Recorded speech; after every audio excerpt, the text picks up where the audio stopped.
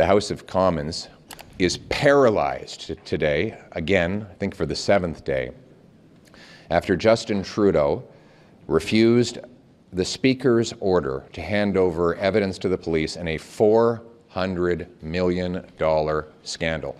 A scandal involving 186 conflicts of interest, wherein Liberal appointees gave money, Canadian tax dollars, to their own companies. There must be something really damaging in all these documents Trudeau is covering up for him to shut down the House's businesses for 7 days in order to prevent the police from getting their hands on it. It's just another reminder that after 9 years of Justin Trudeau, everything is broken. He's not worth the crime, the cost, and the corruption. Housing costs have doubled. The cost of food has driven 2 million people to the food bank. Our economy is the fastest shrinking in the G7.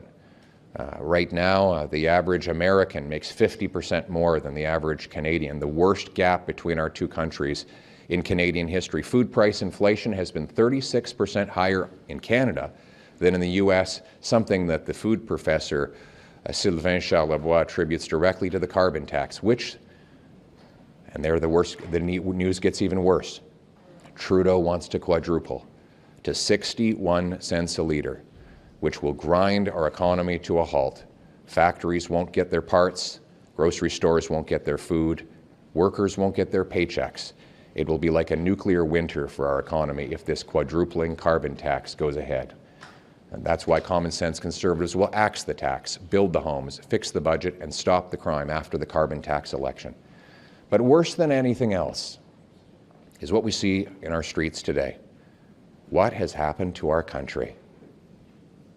The division, the violence, the hate, the danger, the anti-Semitism that we've never seen before in this country. Now, it's easy to blame the firebombing of synagogues, the hateful genocidal protests, protest chants in front of Jewish businesses, homes, and hospitals as simply a reaction to a conflict in the Middle East. Doesn't make sense. First, hate crime was up over 100% before October 7th. And second, this is not the first time there's been a conflict in the Middle East. There was the war of 1967, and then there was the Yom Kippur War in 73. There were 2 intifadas. There was the war against Hezbollah in 2006. There was the operation against Hamas in 2014. We never saw that violence spill onto our streets. We didn't see people bring those hatreds into Canada.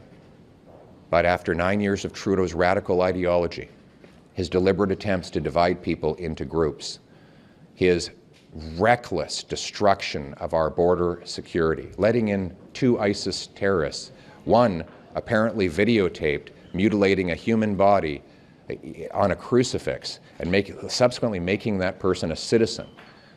These kinds of reckless policies and the actions of this government, the refusal to condemn these remarks. Just yesterday, the Minister of Foreign Affairs did something unbelievable on the floor of the House of Commons. I read the genocidal comments that have been made by these radical mobs, and I said, would you just condemn it? From the river to the sea, she wouldn't condemn that. Israel will soon be gone. She wouldn't condemn that. There's only one solution, intifada, revolution. She wouldn't condemn that. She wouldn't even affirm Israel's right to retaliate against other countries attacking it. She should apologize.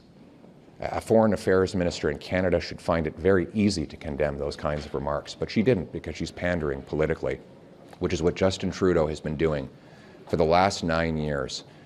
Today, we see that on our streets, the organization Samadoun, which is a front for the PFLP, has been fomenting these violent and horrific protests and mob actions.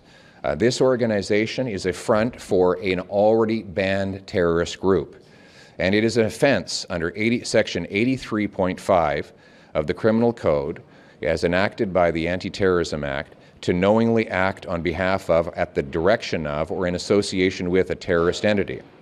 Specifically, Samadoun's founder, Khalid Barakat, has been described by the Israeli government as a high-ranking member of the PFLP. The PFLP has been placed on the list of banned Canadian terrorist entities for 20 years. In 2021, the Israeli Ministry of National Defense designated Samadoun as an organization that is a subsidiary of the PFLP. Germany banned the Samadoun, saying that it served as an international network which disseminates anti-Israel and anti-Jewish propaganda and supported and glorified various foreign terrorist organizations, including Hamas. Samadoun's leadership was deported from Germany, refused entry into the EU in 2022, and both times they were returned and, of course, welcomed to Canada. In 2019, PayPal, DonorBox, and Plaid shut out online donations to Samadoun due to its alleged links to the PFLP, following an incident in June where the PFLP issued an official statement of gratitude to Samadoun for its support of its prisoners. And Samadoun's Canadian leader, Charlotte Cates, has traveled to Iran and appeared on state TV, where she described Hamas's actions of October 7th as brave and heroic. Her organization has gone on to make numerous glorifications of October the 7th, specifically saying, this was what she said, her group said yesterday, "Long live October 7th. October 7th, the inception of the Al-Aqsa flood, the day that made clear to the world that Palestinian people and their armed resistance can and will liberate Palestine, and that the entire region will be free of Zionism and imperialism. The great flood toward liberation." On October 7, 2023, Mohammed Deif, commander of the Al-Qassam brigades and the Palestinian resistance, said, "Today, the people reclaim their revolution, correct their path, and return to the march and return to the march of return." And finally, yesterday, the organization chanted in our streets, in Canadian streets, "Death to Canada, death to the United States, and death to Israel." So this is a terrorist organization. Common sense conservatives are calling for the government under Section 83.03 of the Criminal Code to ban Samadoun now. And let's bring home safety and security and peace to our streets. Let's unify our people. Let's end the crime by locking up the dangerous repeat offenders. Let's secure our borders. Let's keep terrorists out of our country.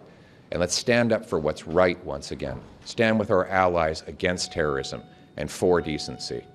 Let's bring home the country that we knew and still love. Thank you. Do you not agree with Joe Biden and his assessment? I think the idea of allowing a genocidal, theocratic, unstable dictatorship that is desperate to avoid being overthrown by its own people to develop nuclear weapons is about the most dangerous and irresponsible thing that the world could ever allow. And if Israel were to stop that genocidal, theocratic, unstable government from acquiring nuclear weapons, it would be a gift by the Jewish state to humanity. Earlier today, Chrystia Freeland said that she'd be willing to work with the Conservatives to pass any legislation referencing back during COVID where the two parties work together. Are there any priorities which you actually share with the Liberals where you could see the two parties working together to pass something? What do you think? You seen anything good they're doing lately? By the way, I was very rude. I have an incredible team here. I want to point them out here. We have Don Stewart, who's been fighting against the crime, fighting to defend the Jewish community against anti-Semitism, a great businessman who understands how we can fix the budget. We have Raquel Dancho, who has been fighting for safe streets as our lead on matters of public safety, and a great voice for Manitoba. We have our great heroine and deputy leader, Melissa Lanceman, who, in addition to doing a terrific job in all of her roles, she helped this guy put his kippah on properly so it didn't fall off yesterday. So thank you for that. And she is leading the charge on literally every single file. And then we have, of course, Marty Morantz, a member of Parliament and Associate Finance Shadow Minister, who was the very first. I know all of you have been giving me credit for pointing out inflation would follow money printing. It was actually Marty Morantz. So please give Marty a round of applause, everybody.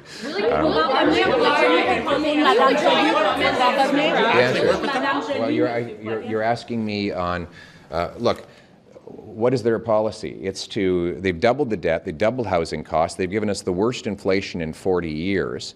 They would have to they have to do exactly the opposite of everything they've done to fix all the problems that they've caused. What I'm saying is, let's axe the carbon tax to bring down gas, heat, and groceries rather than quadrupling the tax to 61 cents a litre. I would work with her on axing the carbon tax.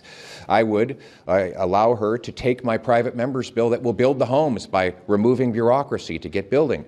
I would allow the government to take my entire plan to cap government spending with a dollar for dollar law to bring down the deficit, inflation, and interest rates, and I would allow them to take my plan to stop the crime with jail, not bail, stronger borders, and not banning hunting rifles, and treatment rather than unsafe supply, so we can bring our loved ones home drug-free. So take those.